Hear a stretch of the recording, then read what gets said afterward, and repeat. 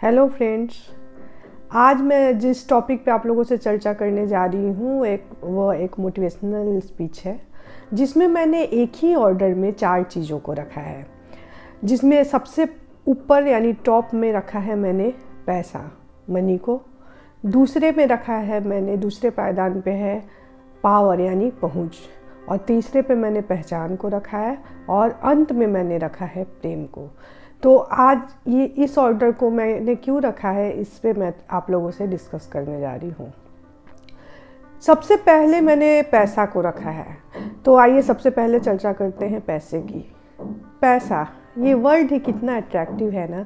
देखिए, इसके नाम से ही आप सबके चेहरे पे चमक आ गई, एक हल्की मुस्कान आ जाती है पैसे के नाम से। ये जब होती है तो लाइफ कितनी आसान हो जाती है। पैसा अगर पास हो तो जीवन की हर सुख सुविधाओं को हम अपनी मुट्ठी में कर लेते हैं। ठीक वैसे ही जैसे आज के ज़माने में जो मोबाइल फ़ोन है, वो एक मोबाइल फ़ोन की में पूरी दुनिया समा जाती है, वैसे ही अगर पैसा हो ना तो सब कुछ आसान हो जाता है, जीवन की हर कठिनाइयाँ। आजकल तो सामान छोड़िए, शिक्षा भी पैसों के तले दबी हुई है। बड़ी से बड़ी डिग्रियाँ, बड़े से बड़ी जो शिक्षा की सुविधाएं हैं, वो पैसों से आसानी से प्राप्त किया जा रहा है। एक तरह से हम कह सकते हैं कि माँ लक्ष्मी आजकल इतनी भारी है कि माँ सरस्वती और माँ दुर्गा भी उनके तले अपने आप को छोटी महसूस कर रही हैं। और ऐसा भी कहा जाता है ना कि अगर जेब में मनी हो और कुंडली में भले ही शनि हो तो अपने को कोई फ़र्क नहीं पड़ता, यानी कुंडली भी अपना कुछ बिगाड़ नहीं सकती। तो आज के ज़माने में जिसके पास पैसा है वही समझिए कि हर तरह से सक्षम, हर तरह से संपूर्ण और हर तरह से अपनी जो तेज जो उसका स्वरूप है उसको हर तरफ फैलाए हुए है। अब जब पैसा आपके पास होगा तो पावर या पहुंच अपने आप आपके पास आएगी, क्योंकि पैसा वो पावर है जो जीते जी लोगों को भगवान बना देती है। और जब पास ना हो ना तो लोग पाँव की धूल समझने लगते हैं। पैसा आते ही आप लोगों को उनके दिमाग से जीत जाते हैं। पैसा जिसके पास नहीं होता उसको लोग देखिए किस नज़रों से देखते हैं, और वही जब पैसे उसके पास आ जाते हैं तो जिसे लोगों ने रिजेक्ट या इग्नोर किया था, अब क्या करते हैं, लोग तड़पने लगते हैं उस आदमी से अपने पहचान बताने, अपने परिचित होने का, कि एक बार वो आपसे जुड़े, कि वो आपको अपनी रुतबा जो है पूरे समाज को दिखा सके, कितने पैसे वालों से उनका जो है अच्छा संबंध है। सोचिए, पैसे में वो पावर है। हाँ, ये कहा गया है कि पैसा लेकर हम ऊपर नहीं जाते, मतलब मरने के बाद उस पैसे का कोई कीमत नहीं होता। लेकिन मैं ये मानती हूँ कि जब तक जिंदा है ना, ये पैसा हमें बहुत ऊपर तक लेकर जाता है। पैसा पावर इसलिए बन जाती है क्योंकि पूरी दुनिया इस पैसे के आगे विवश है। मतलब बड़ी से बड़ी ताकत इस पैसे के आगे झुक जाती है। यहाँ तक कि जो मनुष्य वो अपने ईमान तक को बेचने के लिए तैयार हो जाते हैं इस पैसे के आगे विवश होकर। तो पावर, जहाँ पैसा होगा वहाँ पावर अपने आप आएगा, ये आपने देखा। और जब पावर बढ़ेगा तो पहचान आपकी अपने आप बढ़नी शुरू हो जाएंगी, क्योंकि लोग अपने आप आपसे पहचान बढ़ाना शुरू कर देंगे। कहा भी जाता है, आपने भी सुना होगा, कि जब आपके पास पैसा होता है तो गैर भी अपने हो जाते हैं, और जब आपके पास वही पैसा नहीं होता है तो अपने भी पराये बन जाते हैं। मतलब पैसे की ताकत इतनी बड़ी है कि आपकी पहचान इतनी दूर दूर तक हो जाएगी कि केवल एक फ़ोन कॉल पर बड़ी से बड़ी समस्याएं आपकी सुलझ जाएंगी।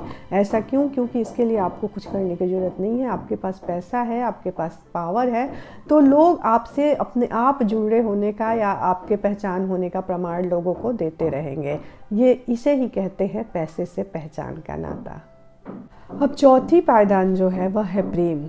जब पावर या पहचान बढ़ेगा आपका तो प्रेम अपने आप बढ़ता जाएगा, क्योंकि लोग अपने आप आपके प्रति प्रेम करने का दिखावा करते जाएंगे। अब यह प्रेम कितना सच्चा है होगा मैं नहीं जानती है, लेकिन हाँ ये ज़रूर जानती हूँ कि पैसे का प्रेम से नाता तो है ही। ये कैसे पता चलता है? तो ये पता चलता है पैसे की असीमित चाहत। मतलब पैसा कितना भी मिलता जाए, कितना भी बढ़ता जाए, हमारा उसके प्रति प्रेम या लगाव और भी बढ़ता जाता है। फिर जितना पैसा बढ़ता जाएगा ये जो उसके प्रति प्रेम है वह भी बढ़ता जाएगा और उससे जुड़े जो लोग हैं वो भी बढ़ते जाएंगे। वो आपके प्रति लगाव होने का प्रमाण हर कदम पर देते रहेंगे।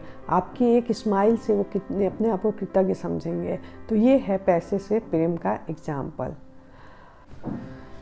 इस प्रकार पैसा, पैसे से पहुंच और पहुंच से पहचान, पहचान से प्रेम, ये 4 बातें जो हैं सभी लोग फॉलो करते हैं। नॉर्मली लोग इसी ऑर्डर को फॉलो करते हैं अपने लाइफ में, जहाँ तक मुझे लगता है। लेकिन मैं इस ऑर्डर को जस्ट उलट कर चलती हूँ। अर्थात मैं सबसे ऊपर यानी सबसे टॉप पर रखती हूँ प्रेम को, सेकंड नंबर पे रखती हूँ पहचान को, थर्ड पे पहुँच, और लास्ट में मैं रखती हूँ पैसे को। अब ऐसा क्यों करती हूँ मैं, इसके लिए मैं आप लोगों को एक छोटी सी स्टोरी बताना चाहती हूँ। और उस स्टोरी के बाद में आप देखिएगा कि मेरा ऑर्डर जो मैं फॉलो कर रही हूँ सही है कि नहीं। स्टोरी ये है कि एक बहुत बड़ा बिजनेसमैन एक गांव में एक ज़मीन जिस पे वो अपनी बहुत बड़ी फैक्ट्री लगाना चाहता है उसकी तलाश में जाता है। चलते चलते वो एक गांव के पास पहुंचता है, लेकिन गांव के पहले एक नदी रहती है। अब नदी के उस पार ज़मीन है जिस पे उसे फैक्ट्री लगाना है, लेकिन रास्ता जो है बाई रोड जाने का वो बहुत घुमावदार है, जिसमें करीब करीब उसको 8 घंटे लग जाएंगे। और बीच में जो नदी पड़ती है अगर वो पार कर ले उसे तो 20 मिनट में वो नदी के थ्रू जो ज़मीन है वहाँ तक पहुँच जाएगा। तो इसके लिए वो क्या करता है कि जो चूँकि वो अकेले होता है और उसे पता है कि समय अगर वो ज़्यादा जाने में ही दे देगा तो फिर लौटने में उससे काफ़ी रात हो जाएगी। तो वो चुनता है नदी का रास्ता। तो देखता है कि नदी में एक जो छोटी सी नाव लेकर एक नाव चलाने वाला बैठा होता है। वो उससे रिक्वेस्ट करता है कि आप मुझे उस रास्ते तक पहुंचा दीजिए, मतलब उस खेत तक पहुंचा दीजिए।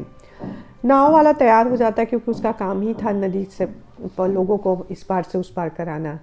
फिर जब वो बिजनेसमैन है नाव में बैठता है तब वो बहुत ही प्राउड होकर पूछता है कि तुम जानते हो नाव वाले से कि तुम्हारे नाव में कौन बैठा है। तो नाव वाला जो है थोड़ा मतलब आश्चर्यचकित करके बोलता है कि नहीं, मैं तो नहीं जानता साहब आपको। तब बिजनेसमैन बोलता है कि क्या तुम अखबार नहीं पढ़ते हो? डेली न्यूज़पेपर के फ्रंट पेज पे मेरा नाम या मेरा फ़ोटो निकला होता है। नाव वाला बोलता है कि साहब मैं पढ़ा लिखा नहीं हूँ, बचपन में ही मेरे पिताजी गुजर गए, तब से मैं अपने काम में लगा हुआ हूँ अपने परिवार का पेट पालने के लिए, इसलिए स्कूल मेरा बचपन में ही छूट गया था। तो नाव जो बिजनेसमैन है वो मजाक उड़ाते हुए बोलता है कि ऐसी भी क्या ज़िंदगी कि तुम पढ़े लिखे नहीं हो। फिर कुछ दूर जाने के बाद बताता है बिजनेसमैन कि यहाँ जो ज़मीन है जिसको मैं देखने जा रहा हूँ उसमें मैं बहुत बड़ा फैक्ट्री लगाने वाला हूँ मिनरल वाटर की। तो नाव वाले को समझ में नहीं आता है मिनरल वाटर, तो पूछता है ये क्या होता है साहब। तब वो बताता है कि मिनरल वाटर जिस बॉटलों में जो पानी होती है पीने वाली जो कि शहरों में बिकती है उसे कहते हैं। उसकी फैक्ट्री यहाँ लगेगी और यहाँ से बन के वो शहरों में जाएगा। तो गांव जो नाविक है वो नाव वाला बोलता है कि साहब मुझे क्या पता, मैं तो कभी शहर गया ही नहीं। तो उसे जो बिजनेसमैन है और हंसी आ जाती है कि ऐसी भी क्या ज़िंदगी कि तुम कभी शहर नहीं गए, तुम पढ़े लिखे नहीं, ये भी ज़िंदगी किसी काम की है भला। तो ये सुनकर थोड़ा उदास होता है नाव चलाने वाला और उसे भी लगने लगता है कि क्या बेकार जीवन है मेरी, मैं जीवन में बस यही नाव और नदी पार पे ही रह गया, कुछ जाना नहीं। ये सोच ही रहा होता है कि उसकी जो नाव होती है एक बहुत बड़े पत्थर से टकरा जाती है। जैसे ही पत्थर से टकराती है तो उस नाव में पानी भरने लगता है और जब नाव चलाने वाले को ये पता चल जाता है कि पानी ज़्यादा भर गया जाएगा और हम डूब जाएंगे, तब वो जो है अब उसके पास ये दिख जाता है कि अब उसके पास चांस नहीं है बचाने का। तो वो वो अपने सोचता है कि अब कूद कर नाव से मैं नदी में कूद जाऊं और अपनी जान बचा लूं। लेकिन उसे ध्यान आता है कि नाव में ये सज्जन भी बैठे हुए हैं। तो वो कूदने से पहले पूछता है कि साहब आपको तैरना तो आता है ना? तो बिजनेसमैन घबरा जाता है, बोलता है ऐसा क्यों पूछ रहा है? तो बोला कि नहीं मुझे तैरना तो नहीं आता। तो बोला कि देखता है, नाव वाला बोलता है कि किनारा बहुत दूर है, हम लोग बीच नदी में हैं फंसे हुए, पानी बहुत गहरी है और हमारा नाव जो है वो पत्थर से टकरा के अंदर से उसमें एक छेद हो चुका है, तो अब पानी भरने वाला है, अब उपाय हमारे पास कूदने के अलावा कुछ नहीं है। यह सुनकर बिजनेसमैन बहुत घबरा जाता है और रिक्वेस्ट करता है कि तुम प्लीज़ मेरी जान बचा लो, जितने पैसे मांगोगे जो भी कहोगे मैं वो देने के लिए तैयार हूँ। तो इस पे हंस कर नाव चलाने वाला बोलता है कि क्या साहब आपकी भी क्या ज़िंदगी है, ऐसी भी कोई ज़िंदगी होती है जहाँ आप तैरना भी नहीं जानते, अपने को बचाना भी नहीं जानते, आपके पैसे, आपका नाम, आपका रुतबा किस काम का। ये सुनकर बिजनेसमैन बहुत शर्मिंदा होता है और फिर वो उसे अपनी जो घमंड थी उसका एहसास होता है, अहंकार का। तब नाव वाला बोलता है, आप घबराइए मत साहब, मैं पढ़ा लिखा नहीं हूँ, मैं फिर भी डूबते हुए को बचाना जानता हूँ, मैं अपना काम अच्छे से जानता हूँ, आप मुझे कस कर पकड़ लीजिए, मैं तैर कर आपको उस पार करा दूँगा। तो ये थी हमारी छोटी सी स्टोरी। अब इस स्टोरी में आपने क्या देखा? आपने देखा कि पैसा अथाह था उस बिजनेसमैन के पास, और चूँकि उतना बड़ा बिजनेसमैन था, न्यूज़पेपर में डेली आता, तो सोचिए उसकी पहुंच और पहचान भी उतनी ही बड़ी थी। लेकिन डूबते टाइम उसे क्या उसका पैसा या पहचान काम आया? नहीं काम आया। काम आया तो क्या आया? बस उस नाविक की अपने कर्म के प्रति लगाव और अपने इंसानियत के प्रति प्रेम, जो कि उस बिजनेसमैन का जान बचाया। अब ऐसा क्यों? अब ऐसा इसलिए होगा क्योंकि जहाँ पैसा बढ़ेगा वहाँ अहंकार बढ़ेगा, और जब अहंकार बढ़ने लगेगा तो जो आपका अस्तित्व है वह मैं और मेरे तक सिमट के रह जाएगा। अर्थात मेरी गाड़ी, मेरा घर, मेरा नाम, यही सब आप मैं तक में ही सिमटते चले जाएंगे। अब होगा ये कि इस मैंपन में आप इतने सिमट चुके हैं, इतने आप इतना इस मैंपन में इतने घिर चुके हैं, हम कहेंगे कि आप एक समय ऐसा आएगा कि आप बिल्कुल अपने आप को अकेले महसूस कीजिएगा। क्यों?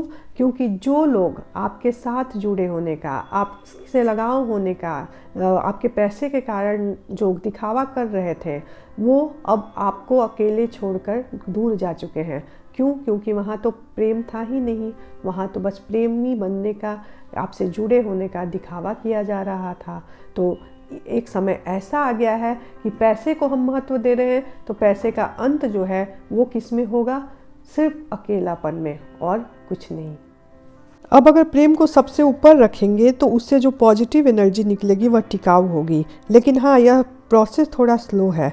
क्यों? क्योंकि ये इसमें जो है प्रेम को हमको धीरे धीरे बढ़ाना पड़ता है। मतलब लगाव आपको काफ़ी लंबा प्रोसेस है। धीरे धीरे आप किसी के प्रति आप अपना लगाव दिखा रहे हैं तो वह प्रोसेस धीरे धीरे काम करेगा, क्योंकि जो अचानक से आप बढ़ा हुआ लगाव दिखाएंगे वो लगाव या प्रेम नहीं होगा, बल्कि वह दिखावा होगा। एक एग्जाम्पल से हम कह सकते हैं कि ये आजकल जो म्यूचुअल फंड चल रहा है ना, उस म्यूचुअल फंड की तरह काम करेगा। मतलब थोड़ा थोड़ा इन्वेस्ट करो और बहुत बड़ा अमाउंट जो है लास्ट में आपको रिटर्न में मिलने वाला है।